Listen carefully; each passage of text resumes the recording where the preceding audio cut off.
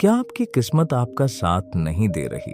क्या आप भी सोचते हैं कि सफलता सिर्फ भाग्यशाली लोगों को ही मिलती है? लेकिन सच यह है कि इंसान की किस्मत बदलती है जब वह खुद को बदलने की हिम्मत करता है। आज मैं आपको एक ऐसी कहानी सुनाने जा रहा हूं जो आपकी सोच को बदल देगी और आपको यह समझने में मदद करेगी कि किस्मत कब और कैसे बदलती है। इस कहानी को ध्यान से सुनिए, क्योंकि यह आपकी जिंदगी बदल सकती है। गांव के एक छोटे से घर में आरव नाम का एक युवक रहता था। उसकी जिंदगी संघर्षों से भरी थी।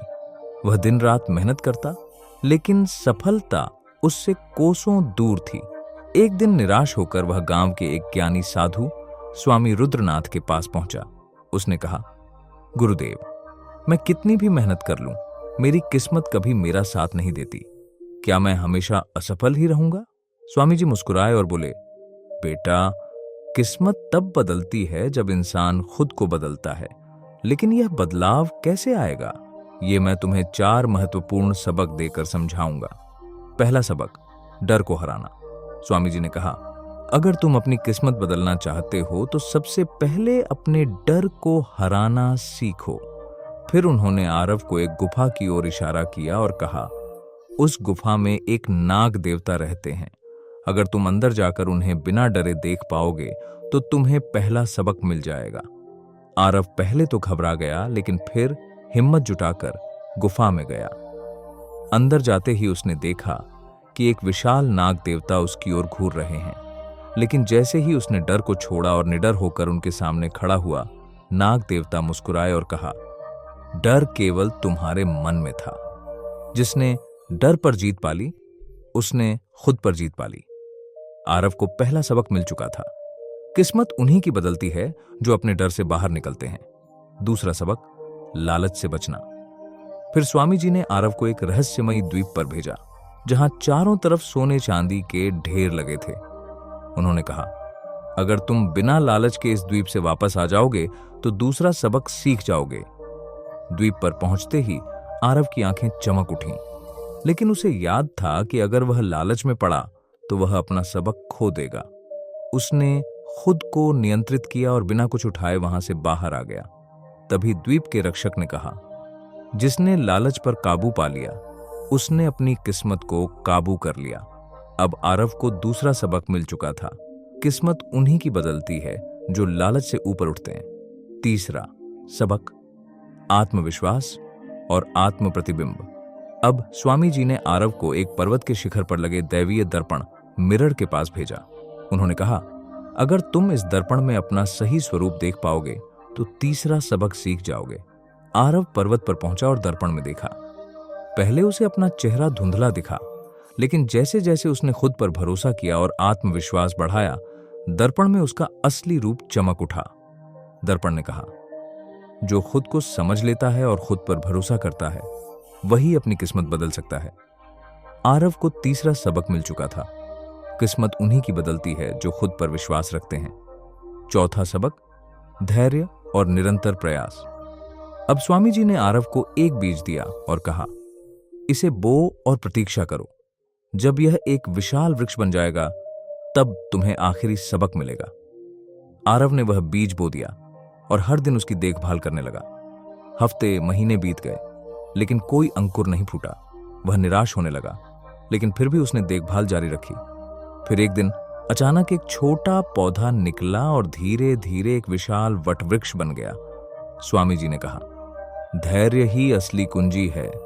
किस्मत उन्हीं की बदलती है जो कभी हार नहीं मानते। अब आरव को आखिरी सबक भी मिल चुका था। किस्मत उन्हीं की बदलती है जो धैर्य और निरंतर प्रयास करते हैं। आरव अब पूरी तरह बदल चुका था।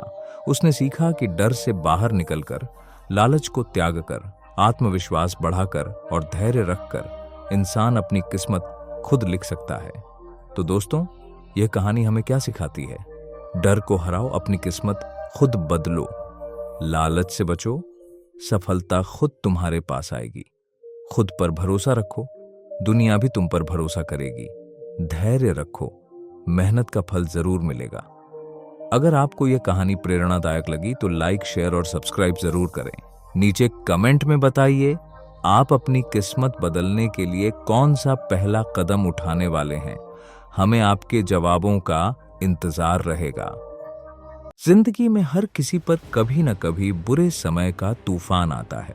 हालात बेकाबू हो जाते हैं, समस्याएं बढ़ती जाती हैं और हमें समझ नहीं आता कि क्या करें।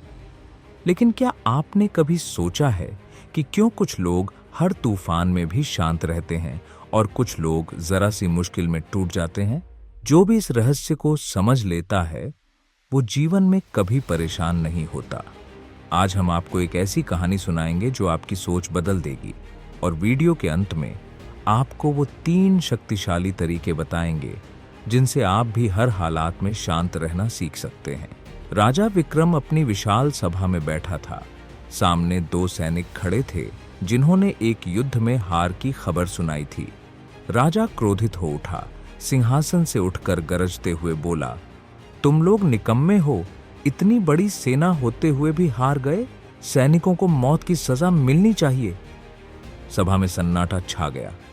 तभी महामंत्री ने कहा, महाराज, निर्णय जल्दबाजी में न लें, पहले शांत होकर विचार करें।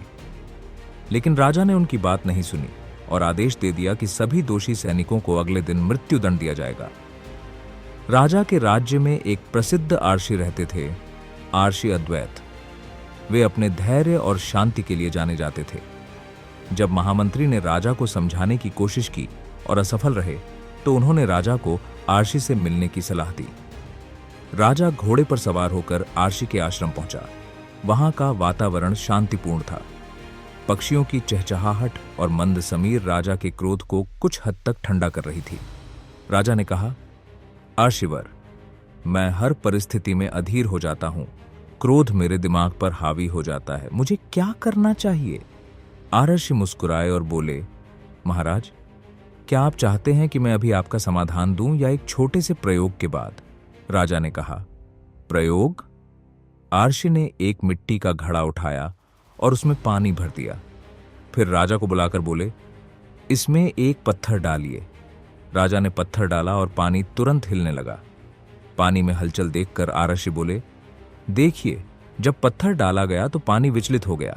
अब थोड़ी देर रुकिए। कुछ मिनटों बाद पानी स्थिर हो गया। आर्षि बोले, महाराज, क्या आप देख रहे हैं कि पानी अब शांत हो गया? राजा ने सिर हिलाया। हां, लेकिन इसका मेरे क्रोध से क्या संबंध? ऋषि ने समझाया, महाराज, आपका मन भी इसी घड़े की तरह है। जब कोई समस्या आती है तो यह पत्थर की तरह पानी में गिरती है और हलचल मचा देती है। अगर आप तुरंत प्रतिक्रिया देंगे तो वह हलचल बढ़ेगी, लेकिन अगर आप रुकेंगे, समय देंगे तो सब शांत हो जाएगा। राजा को बात समझ में आ गई। उन्होंने प्रण लिया कि अब से वे कोई भी निर्णय गुस्से में नहीं लेंगे। दोस्तों, यह कहानी हमें सिखाती है कि समय कैसा भी हो, अगर हम रुककर गहराई से सोचकर प्रतिक्रिया दें तो हम अपनी समस्याओं का समाधान अच्छे से कर सकते हैं। अब सवाल आता है, हम इस कला को अपनी जिंदगी में कैसे अपनाएं? आइए जानते हैं वो 3 अद्भुत तरीके जिनसे आप भी हर हालात में शांत रह सकते हैं। स्टॉप तकनीक अपनाएं। जब भी कोई समस्या आए तुरंत प्रतिक्रिया न दें। स्टॉप का मतलब है एस, स्टे स्टिल, रुक जाए। टी, टेक ए डीप ब्रेथ, गहरी सांस लें। ओ, स्थिति को ध्यान से देखें। पी, शांत दिमाग से आगे बढ़ें। हर बार जब आपको गुस्सा आए, बस रुकें, सांस लें और स्थिति को तटस्थ होकर देखें। क्या आपने कभी शांत झील को देखा है? उसमें सब कुछ साफ दिखता है। हमारा मन भी वैसा ही होना चाहिए। अगर हम चिंताओं से भरे रहेंगे तो सही निर्णय नहीं ले पाएंगे। रोज सुबह 10 मिनट ध्यान करें। अपनी भावनाओं को नियंत्रित करें। अक्सर हम आने वाली समस्याओं से डर जाते हैं, लेकिन सच यह है कि भविष्य हमारे नियंत्रण में नहीं है। हर परिस्थिति में शांत रहने का सबसे अच्छा तरीका यह है कि हम बस वर्तमान में रहें। दोस्तों, समय अच्छा हो या बुरा, परिस्थितियां कैसी भी हों, अगर हम शांत रहना सीख जाएं, तो हम किसी भी मुसीबत को आसानी से पार कर सकते हैं। अगर आपको यह वीडियो पसंद आया तो इसे लाइक करें, अपने दोस्तों के साथ शेयर करें और कमेंट में बताइए कि आप कौन सी तकनीक को आज से अपनाने वाले हैं। मिलते हैं अगले वीडियो में। तब तक के लिए शांत रहिए, सकारात्मक रहिए और जीवन को खुलकर जिए।